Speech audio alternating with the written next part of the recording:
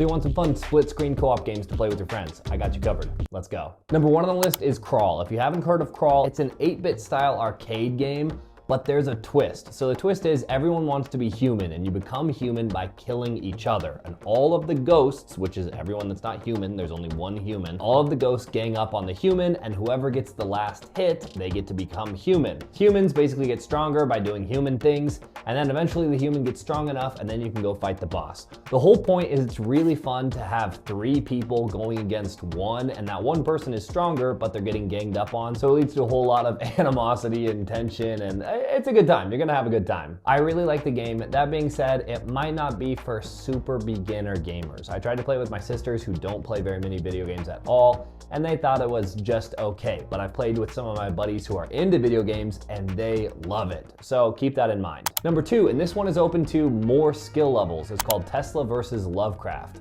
So Tesla vs. Lovecraft is a top-down, sort of a shoot-'em-up game where all you do is you control movement and then you control aiming with the right stick, and you go around collecting power-ups and guns to slowly defeat Lovecraft with all the aliens invading the world. It actually is really fun, and the gameplay can get quite tricky. There's a surprisingly large amount of complexity between all the power-ups and weapons and how you can combine them, and it's really a good time. You can play up to 4 player on the same screen, and it works really well. The only caveat is that on some maps that are the larger maps, if you have 4 people and everyone goes off to their own corner, the camera zooms out and it can get kind of hard to see what's going on. Very minor complaint, but that's just something to know. Number 3 is Pico Park. Pico Park is the perfect game for anybody that doesn't play video games. They don't really know what they're doing, and this is simple enough that they can play. All you can really do is jump and move left and right, but there are all sorts of fun combinations of how you do those and work as a team that makes it actually a really fun game. I recently just played it over Christmas with my family, and we ended up having a ball.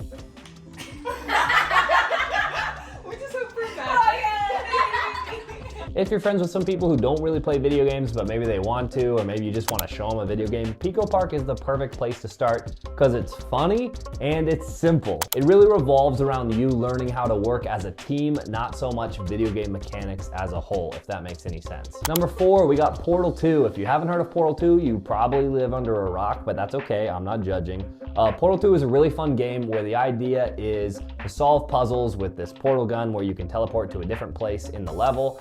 It's actually a really fun game to play with 2 people, especially if you know each other. I've been playing it with my girlfriend and we have a good time, although the puzzles can get tricky and it can cause some conflict if you're not careful.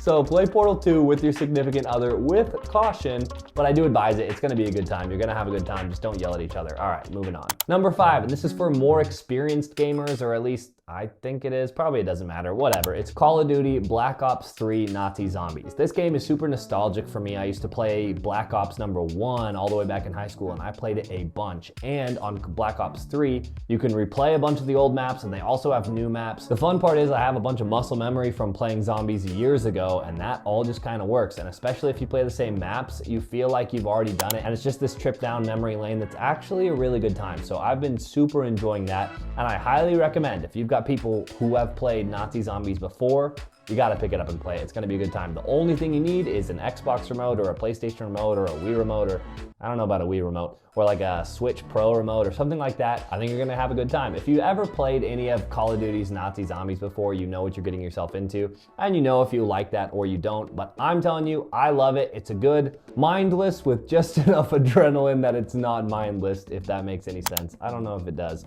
But anyway, that's my list. Those are my top 5 split-screen co-op games that I've been playing with my friends and family. If you liked the list, please leave a like. If you didn't, dislike the video, I guess, but it'd be nice if you didn't. Let me know if you want another list like this. I actually play a lot of co-op games with my friends. It's one of those things that we regularly do together. So I have a bunch of recommendations. If you guys want more, let me know in the comment section below. All right, see you next time. Peace.